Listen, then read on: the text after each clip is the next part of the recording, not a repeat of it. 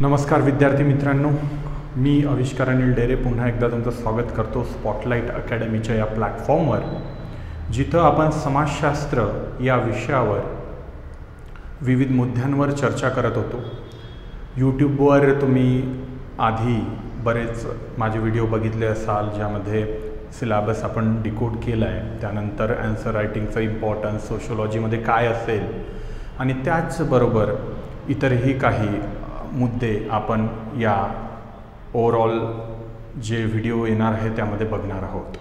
तर कोणता व्हिडिओ करायचा किंवा कोणता व्हिडिओमुळं तुम्हाला असं वाटेल की जे कंटेम्पररी रिलेव्हन्स आहे त्यामध्ये सोशोलॉजीमध्ये काय डेव्हलपमेंट चालली आहे त्याबद्दल तुम्हाला अंडरस्टँडिंग प्रॉपर होतं आहे की नाही होत, या रिलेटेड एक छान टॉपिक किंवा कन्सेप्च्युअल क्लिअरिटी रिलेटेड एक व्हिडिओ घ्यायचं मी ठरवलं, ज्यामध्ये पॉवर आणि नॉलेज यांचा खेळ आज आपण बघणार आहोत.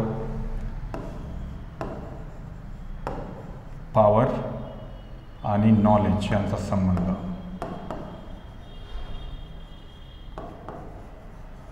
तर मिशेल फुको यांनी सांगितलेला हा कन्सेप्ट आहे. तर तो कन्सेप्ट आज आपण इथे समजून घेणार आहोत. पॉवर म्हणजे काय असणार आहे, शक्ती, मराठीमध्ये शक्ती, आणि नॉलेज म्हणजे ज्ञान. तर सुरुवात करूया एका छान एक्झाम्पल. आता तुम्ही वर्गामध्ये बसलेले आहात. वर्गामध्ये बसलेले असताना बघा, या ओव्हरऑल चॅप्टरमध्ये जे पण आपण काही शिकणार आहोत, किंवा जे चॅप्टर नाही आहे हे, हा कन्सेप्ट आहे, याचा यूज, ॲप्लिकेशन, रिलेव्हंट सोसायटीमध्ये कसा लावायचा हे तुम्हाला थोडं लिंक लागेल. तर काय आहे बघा, एक कॅमेरा आहे, CCTV कॅमेरा, जो या क्लासमध्ये असं इमॅजिन करा लागलेला आहे. सिच्युएशन CCTV कॅमेरा चालू असेल नसेल, परंतु CCTV कॅमेरामधून कोणीतरी आपल्याकडं बघतंय. बघा, सोशिओलॉजी कोण्या लेवलपर्यंत आणि कशी विचार करते हे असं जनरली तुम्हाला एक अंडरस्टँडिंग होईल की कुठल्या लेवलपर्यंत सोशिओलॉजीमध्ये अभ्यास असतो. CCTVमधून तुम्ही बघितल्या चालले, तुम्ही समाजाचे हिस्सा आहात. सर्व्हेलन्ससाठी बऱ्याच वेळा CCTV कॅमेरे लावलेले असतात. आजकाल पोलीससुद्धा सिग्नल झाल्यानंतर डिव्हायसेस थ्रू तुम्हाला लगेच कॅप्चर करतात, आणि सिग्नल जर तोडलेला असेल तर ॲटोमॅटिक तुमच्या नावावर किंवा जे नंबर प्लेट ज्यांच्या नावावर आहे त्यांच्या नावावर लगेच फाईन येतो. मग हे झालं सर्व्हेलन्स मेथड. गव्हर्नमेंट इथं सर्व्हेलन्स करते. तर आपण वर्गामध्ये बसलेलं असताना जर असा CCTV कॅमेरा लागलेला असेल, तुमच्याकडे कोणी कंटिन्युअसली बघत असेल, अशी जर भावना तुमच्या मनामध्ये येत असेल, तर तुम्ही शांत बसलेले असाल. इवन दो टीचर नसल्यानंतरची गोष्ट आहे ही. टीचर नाही आहे, तुमच्यावर लक्ष किंवा पाळत ठेवायला कोणी नाही आहे, अशी कंडिशन आहे, आणि CCTV कॅमेराच नाही आहे. मग अशा वेळी तुमचं बिहेवियर काय असेल, चेंज झालेलं असेल की नसेल.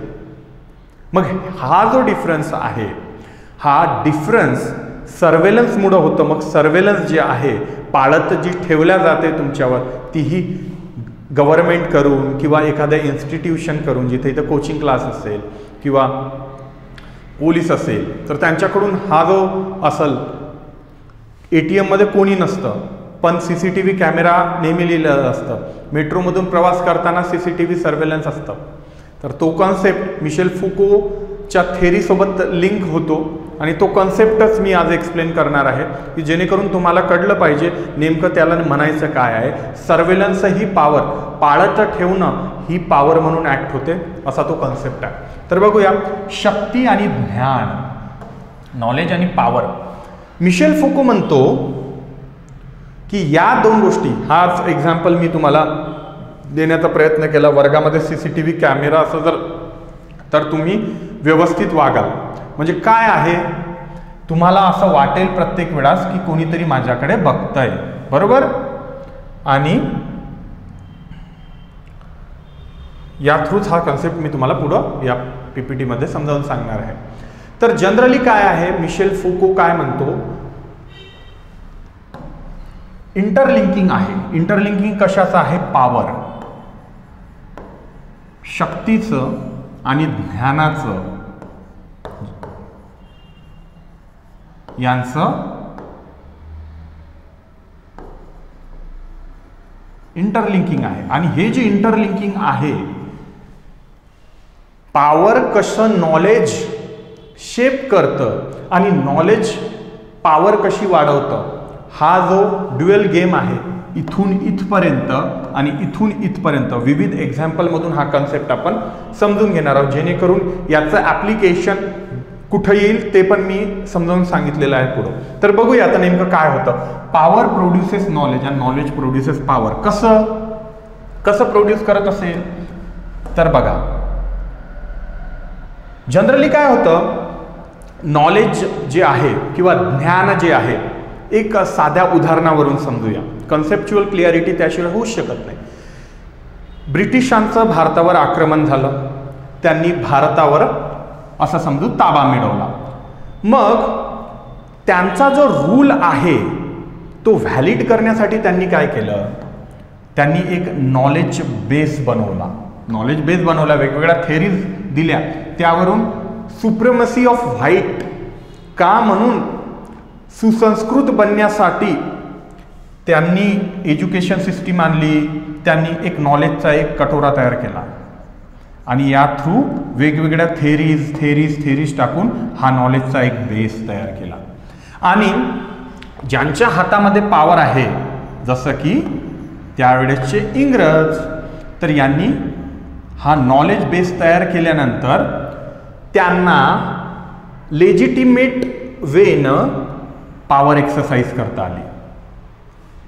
कळतंय, त्यांना कायदेशीररित्या लोकांच्या मनस्थितीवर, लोकांच्या विचारांवर ताबा घेऊन, कारण नॉलेज अल्टिमेटली काय करतं, तुमच्या विचारांवर ताबा घेतं. एक डॉक्टर आहे, डॉक्टर जसं की कोणी जर एक व्यक्ती बिमार पडला तर घरातले 1000 जण त्याला सजेशन देत असतात, बाबा हे नको खाऊ, ते नको. तर बऱ्याचदा असं म्हणतात की तुम्ही का डॉक्टर आहात, म्हणजे याचाच अर्थ डॉक्टर आणि डॉक्टरला असलेलं नॉलेज तुमच्यावर कुठंतरी इन्फोर्स होत आहे. मग डॉक्टरनं जर एखादी गोष्ट सांगितली असेल तर तुम्ही ते ऐकाल. आणि आपली नॉलेजची, आपली पॉवरची डेफिनेशन काय आहे, तुमची इच्छा असो अगर नसो, जर तुम्ही त्या मार्गाने बिहेव करत असाल, तुम्ही ती ॲक्शन घेत असाल, तर तुमच्यावर कोणीतरी पॉवर एक्सरसाइज करत आहे. मग सरळ गोष्ट आहे, डॉक्टरचं नॉलेज, डॉक्टरनं सांगितलं हे कर, हे करू नको, हे त्याचं नॉलेज त्याला पॉवर देतं कोण इल आहे, कोण बिमार आहे आणि कोण सुदृढ आहे. आणि त्या पॉवरचं तो एक्सरसाइज करतो लोकांवर प्रत्येक वेळेस. आणि ती एक्सरसाइज केलेली जी पॉवर असते, ती पॉवरमधून मग पुन्हा ती जी पॉवर त्याच्याकडे आहे त्याच्या थ्रू तो नॉलेज शेप करत असतो. मग आता या थ्रू जर समजायचं झालं तर गव्हर्नमेंट घेऊया. गव्हर्नमेंट जवळ काय आहे, पॉवर आहे. गव्हर्नमेंट जवळ काय आहे, पॉवर आहे. मग तो गव्हर्नमेंट काय करणार, स्वतःचा नॉलेज बेस, म्हणजे नॉलेज जे आहे हे ट्रूथ, खरं काय आहे, तर नॉलेज आहे बाबा, तर मग हे खरं असायला पाहिजे, लोकांचं असं मत असतं. मग विविध पॉलिसीमधून गव्हर्नमेंट काय करणार, विविध लॉज बनवून किंवा विविध नॉलेज किंवा ज्ञान वाढवून किंवा तुमची थेरीज डेव्हलप करून, असं असतं ना पॉप्युलेशन रिलेटेड थेरीज, यानुसार असं सांगितलं जातं. किंवा मग गव्हर्नमेंटला जर असंच करायचं असेल की तुमचं पॉप्युलेशन कंट्रोल करायचं असेल, मग लोक तसे ऐकणार का, तसं एक्सरसाइज होऊ शकेल का पॉवर, नाही होऊ शकणार. मग गव्हर्नमेंट काय करणार, स्टडी करणार, सर्वे करणार आणि सांगणार की कुटुंब कल्याणासाठी एक कमिशन बसलं होतं आणि त्या कमिशननं असं रिकमेंडेशन केलं, म्हणजे काय, नॉलेज, ते मिळालेलं नॉलेज, ते ज्ञान, त्या कमिशनचं रिकमेंडेशन असं होतं की हम दो हमारे दो, हम दो हमारा एक. मग लोकांवर पॉवर एक्सरसाइज करण्यासाठी गव्हर्नमेंट काय करते, नॉलेजचा यूज करते. कन्सेप्ट कळतोय तुम्हाला. बेसिकली हे जे ड्युओ आहे हे असंच राहते. मग पॉवर शेप्स बिहेवियर. अल्टिमेटली काय होतं, लोकांवर पॉवर इन्फोर्स झाली तर ते तसे वागणार, पण पॉवरला शेप कोण करते, नॉलेज करते. इंग्रजांनी पण तेच केलं, वेगवेगळ्या थेरीज डेव्हलप केल्या, सांगितलं आमचं जे शासन आहे ते कशा पद्धतीनं बरोबर असणार आहे, तर का बनवून बरोबर असणार आहे ते शासन, कारण नॉलेज बेस किंवा थेरीजनुसार असं सांगितलं जातं की आधुनिक शिक्षण पद्धती असेल, रस्ते असतील, प्रगत तंत्रज्ञान असेल, हे गोष्टी आमच्याकडून तुम्हाला मिळतंय, तर तुमचं जे कल्चर आहे हे आमच्यापेक्षा सबऑर्डिनेट आहे, असं जे नॉलेज प्रसारित केलं होतं त्यावेळेसच्या सोशिओलॉजिस्ट असेल, त्यासाठीच थेरीज डेव्हलप केल्या जातात मित्रांनो, लक्षात घ्या. यावरून लक्षात घेतलं ट्रूथ खरं काय आहे, तर नॉलेज कोण शेप करतंय, पॉवर कोणाकडे असणार, कोणीतरी गव्हर्नमेंटचं असणार. सेम बरेच उदाहरणातून पाहू शकतो. आता तुम्ही अभ्यास काय करणार याचं सिलेबस कोण डिसाईड करतंय, तुम्ही पुस्तकामध्ये NCERT मध्ये मग मुघलांचा कालखंड असेल तो डिलीट करायचा की ऍड करायचा, मग ते नॉलेजवर कोण अधिकार गाजवतंय, गव्हर्नमेंट गाजवतंय. म्हणजे गव्हर्नमेंटची जी पॉवर आहे ती यूज करते नॉलेज शेप करण्यासाठी. नॉलेज पुस्तकात तुम्ही काय वाचणार हे विद्यार्थ्यांना कोण शिकवतंय, पॉवर शिकवतंय. पॉवर सांगतंय हे मुद्दे काढ, ते मुद्दे काढू नकोस. मग तिथं नॉलेज गेन केल्यानंतर तेच नॉलेज यूज होतं पुन्हा पॉवर एक्सरसाइज करण्यासाठी, ती स्टेबिलिटी मेंटेन ठेवण्यासाठी. कारण मग ते अल्टिमेटली तो जो नॉलेज बेस जनरेट झालेला आहे तो ट्रूथ म्हणून ऍक्ट होणार लोकांसाठी, तो फॅक्ट म्हणून ऍक्ट होणार, आणि ती फॅक्ट जेव्हा होते तेव्हा लोक त्याला खरं मानायला लागतात. मग मुघलांचं आक्रमण झालं, मुघलांनी लोकांवर अत्याचार केलं, असा जर मुद्दा नॉलेज थ्रू गव्हर्नमेंटनं पुस्तकात ठेवला तर तो ट्रूथ बनणार, कारण की विद्यार्थी तोच अभ्यास करणार. आणि तो जर ट्रूथ बनून पुन्हा मग जी सत्ता आहे ओरिजिनल किंवा पॉलिटिकल डिव्हिजन आहे, आयडिओलॉजिकली डिफरन्शिएट्स आहे गव्हर्नमेंटमध्ये, ते त्यांना जसेच्या तसे ठेवता येईल आणि त्यामुळं त्यांना सत्ता नेहमी गाजवता येईल. हाच मेन कन्सेप्ट आहे पॉवर आणि नॉलेजचा. मग सेम गोष्ट म्हटली आहे, नॉलेज जे आहे, नॉलेज काय करते, तुमचं सत्य जे आहे ते स्वीकार्य ज्ञान काय आहे, काय ऍक्सेप्ट करायला पाहिजे, काय ऍक्सेप्ट करू नये, हे ठरवतं कोण, नॉलेज डिफाईन करतं ट्रूथ. आणि या नॉलेजमुळं शेप होते तुमची पॉवर, या नॉलेजमुळं पॉवर शेप होते. 2-3 उदाहरणातून आपण बघितलं. आणि या पॉवरमुळं लोकांचं बिहेवियर शेप होतं. तर अल्टिमेटली लोकांवर, मग हा मुद्दा कशाशी लिंक आहे, हा पॉईंट कुठं लिंक होईल, power and politics and society सोबत लिंक करता येईल. कारण पॉवर आलेला आहे, पॉवरचा कन्सेप्ट पॉलिटिक्स सोबत असतो. मग पॉवर बिहेवियर शेप करते आणि पॉवरला नॉलेज शेप करतं. तर पॉवर नॉलेज शेप करत आहे, नॉलेज पॉवर शेप करत आहे, असं नेहमी वेगवेगळ्या वेळेस दिसून येतं. आपण उदाहरणांमधून आत्ताच पाहिलंय. जसं की इथं पुन्हा उदाहरण दिलंय, डॉक्टरनं डिफाईन केलेलं आहे, डॉक्टरला नॉलेज आहे की इल व्यक्ती कोण आहे. एखादा व्यक्ती असेल की मेंटल असेल, त्याची मेंटल स्थिती बरोबर नाही आहे, पण ते लेबल लावण्याचं काम कोणाचं आहे, ज्याच्याकडं हेल्थचं नॉलेज असणार. मग हेल्थचं नॉलेज ज्या व्यक्तीकडे आहे त्याच्याकडं लोकांवर पॉवर एक्सरसाइज करून ठरवण्याची पॉवर, जसं की डॉक्टर ठरवणार कोण व्यक्ती बिमार आहे, कोण व्यक्ती सुदृढ आहे, कारण त्याच्याकडं नॉलेज असतं. टीचर इंटेलिजन्स डिफाईन करणार, कारण काय शिकवायचं, कसं शिकवायचं हा टीचर डिफाईन करणार. बरोबर आहे. आता हळूहळू आपण कंटेम्पररी मुद्द्याकडे चाललोय मित्रो. कन्सेप्ट हाच आहे, हाच जनरली कन्सेप्ट मला एक्सप्लेन करायचा होता तुम्हाला.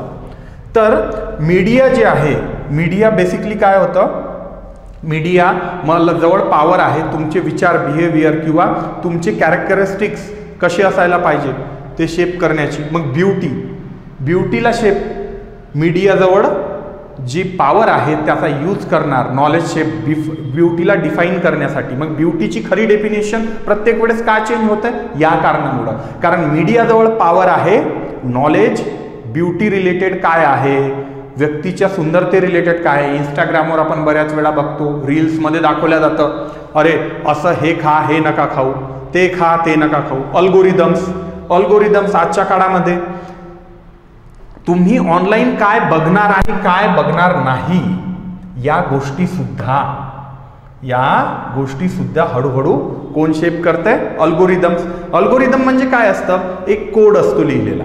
मग त्या जो कोड लिहिलेला असतो त्या कोडमध्ये लोकांचे चॉईसेस कशा पद्धतीनं होणार आहे, किंवा कोण्या व्हिडिओला एखादा व्यक्ती लाईक करेल, कोणता व्हिडिओ एखादा व्यक्ती पाहिल, हे डिफाईन करते अल्गोरिदम.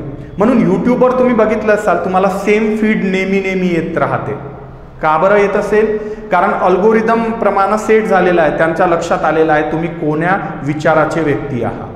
म्हणजे तुम्हाला कंट्रोल करण्याचं काम कोण करते? नॉलेज करते. बघा, नॉलेज पॉवर म्हणून ऍक्ट होते की नाही? तिथे नॉलेज जो एक कोड आहे, जो पॉवर आहे, जो व्हिडिओ आहे, ते इन्फॉर्मेशन आहे, ते तुमचं बिहेवियर शेप करतंय. ते पॉवर, नॉलेज ऍक्ट होतंय पॉवर म्हणून, आणि तेच पॉवर तुमचं बिहेवियर शेप होतंय. प्रत्येक उदाहरणामधून पुन्हा पुन्हा तेच दिसून येतं. मग असं म्हटलं जातं की ही जी पॉवर आहे, हा मुद्दा का म्हणून लक्षात घेतला जातं? बऱ्याच वेळा असतं की गव्हर्नमेंटकडेच पॉवर आहे, जी एक्सरसाइज करण्याची पॉवर आहे ती ठराविक ऑथॉरिटीकडे आहे. तर मिशेल फुको हा नेहमी म्हणतो की पॉवर सर्वच जागी आहे, फक्त गव्हर्नमेंटकडेच नाही आहे. टीचर असेल, डॉक्टर असेल, पॅरेंट असेल, वेगवेगळ्या ॲप्स असेल, अल्गोरिदम, ज्या थ्रू नॉलेजचा यूज करून तुमचं बिहेवियर शेप केलं जातं. म्हणजे त्या नॉलेजला पॉवर म्हणून ऍक्ट होतंय, ते वेपन होतंय. पुन्हा तीच गोष्ट येणार. मग knowledge creates legitimacy. Who define truth controls the behaviour. पुन्हा तेच आलेलं आहे. पॉवर कशामुळे शेप होत आहे? आता नॉलेजमुळं. तीच गोष्ट पुन्हा पुन्हा सांगण्यात आलेली आहे. Power is a productive. इथं हा पण मुद्दा लक्षात घेण्यासारखा आहे. बऱ्याच वेळा जसं सर्वेलन्स सारखे मुद्दे आहे, आपण बघितलेलं आहे, सर्वेलन्समध्ये लोकांचं बिहेवियर हे व्यवस्थित राहतं. आता रात्रीची वेळ आहे, कुठंतरी कॅमेरा लावलेला आहे, सीसीटीव्ही कॅमेरा लावलेला आहे, तर त्या सीसीटीव्ही कॅमेऱ्याच्या सर्वेलन्समुळं तिथं क्राईम घडणार नाही याची शाश्वती येऊ शकते. कारण जो व्यक्ती क्राईम करतोय त्याचं जे बिहेवियर आहे ते सीसीटीव्ही कॅमेरा चालू असो की नसो, त्या सीसीटीव्हीच्या सर्वेलन्स आपल्यावर कोणीतरी पाळत ठेवतंय या विचारामुळं त्याचं बिहेवियर शेप होतंय. म्हणजे नॉलेज ऍक्ट होतंय, नॉलेज पॉवर थ्रू ऍक्ट होतंय आणि तुमचं बिहेवियर शेप करतंय. प्रत्येक वेळेस पॉवर वर्क इनव्हिजिबली बघितलेलं आहे. सर्वेलन्स, सेल्फ डिसिप्लिन आणि इंटरनल कंट्रोल. तुम्ही बघितलं असेल, रेप सारख्या गोष्टी असेल किंवा कुठं करप्शन सारख्या गोष्टी असेल, ऑफिसमध्ये कॅमेरा जर लावलेला असेल तर तिथं करप्शन होऊ शकेल का? नाही.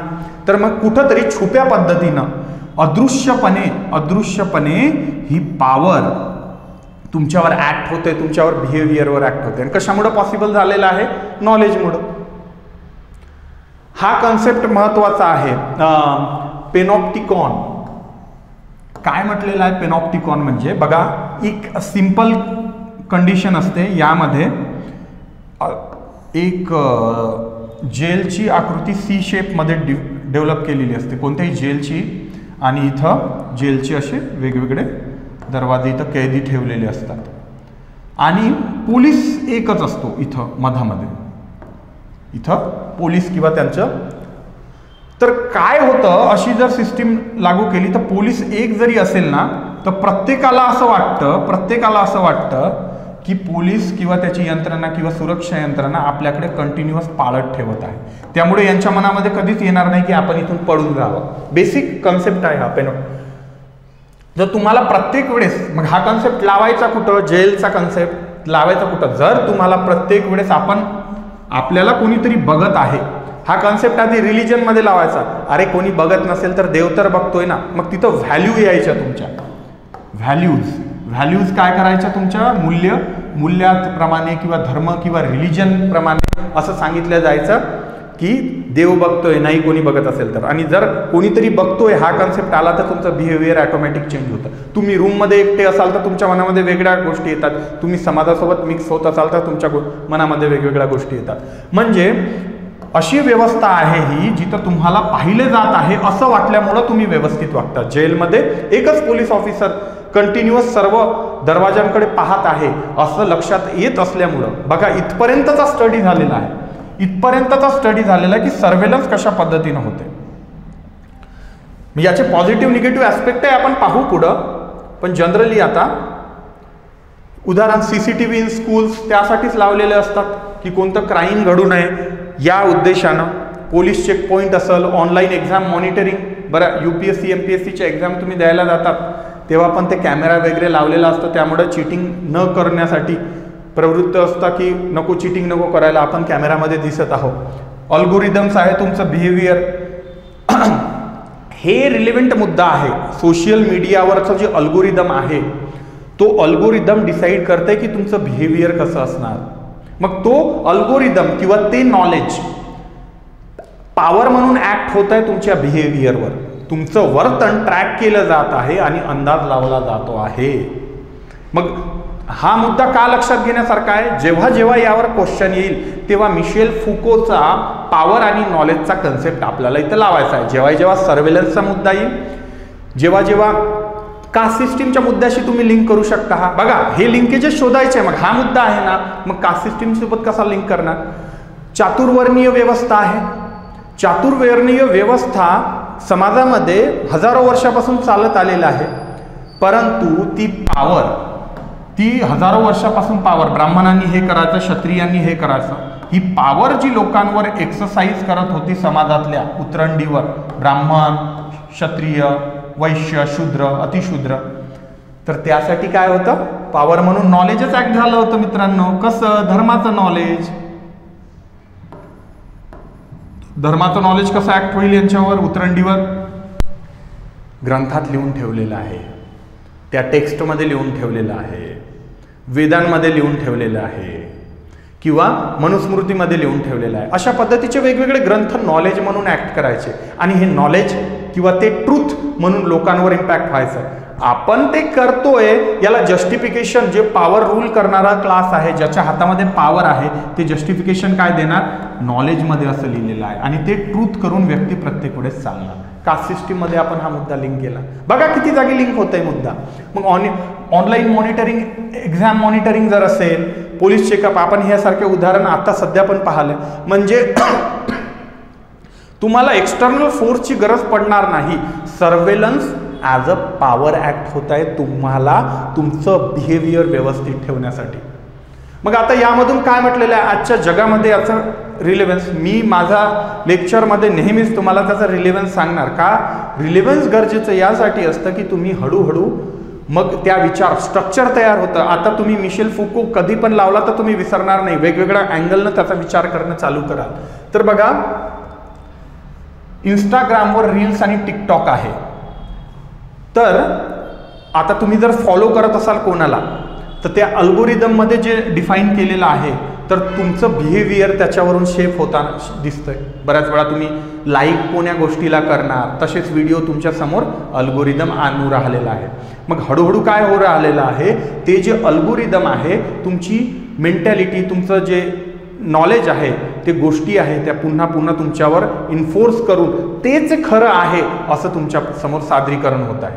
मग हा मुद्दा तुम्ही कॉन्फ्लिक्टला पण जोडू शकता, कम्युनलिझमला पण जोडू शकता, कास्ट सिस्टीमला पण जोडू शकता, की how social media is actually using its power, algorithmic power to control the behaviour of a human being. नंतरचा मुद्दा बघूया, आधार आणि डिजिटल गव्हर्नन्स. काय होत आहे बघा, AI आणि आताचं नवीन जे तंत्रज्ञान आहे त्याला आपण कसं नागरिकांचा संपूर्ण कंट्रोल, आधार किंवा डिजिटल शासन, गव्हर्नन्स, डिजिटल गव्हर्नन्स थ्रू होऊन आलेला आहे. म्हणजे काय होऊन आलेलं आहे, तुमचं जे पण इन्फॉर्मेशन आहे, नॉलेज बेस जी आहे, ती ऑनलाईन ट्रॅक होऊ राहिलेलं आहे आणि ते ट्रॅक होऊ राहिलेलं असल्यामुळं तुमच्या बिहेवियरवर त्याचा परिणाम होत आहे. तुम्ही ॲक्शन कशा घेणार याच्यावर परिणाम होत आहे. म्हणजे याचाच अर्थ जो डेटाबेस आहे, जे नॉलेज आहे, ते पुन्हा तुमच्यावर पॉवर एक्सरसाइज करते तुमचं बिहेवियर आहे.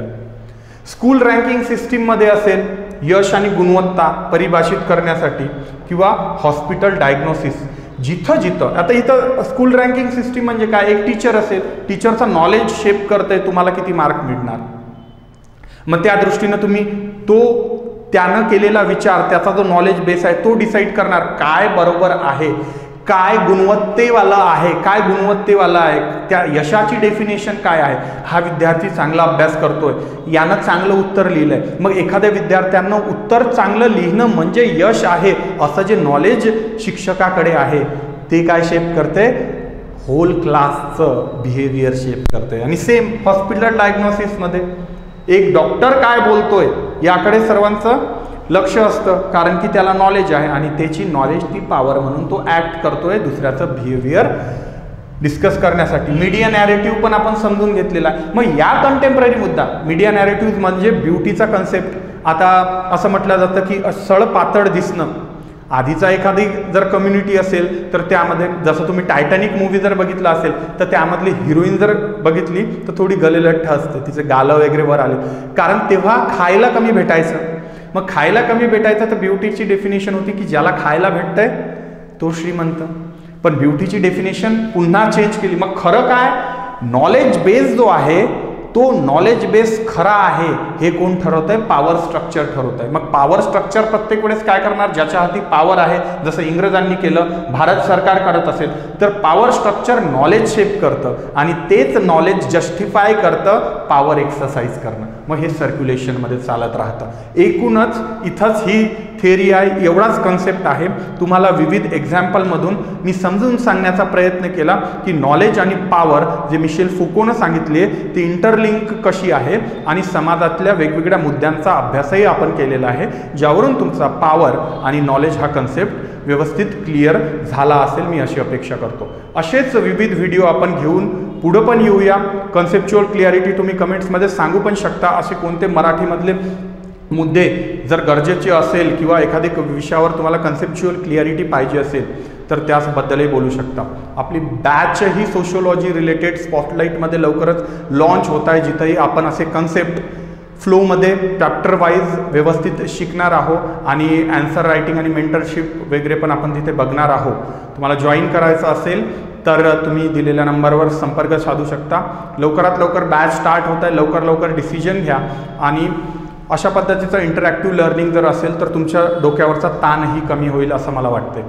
बेसिकली हेच आहे. असे व्हिडिओ कमेंटमध्ये तुम्ही टाका की तुम्हाला कोणत्या कन्सेप्टवर एखादा व्हिडिओ जर लागत असेल तर मी त्यावर बनवण्याचा इंटरॅक्टिव्ह वेनं बनवण्याचा प्रयत्न करीन आणि तुमच्यापर्यंत पुन्हा तो व्हिडिओ घेऊन येईन. धन्यवाद.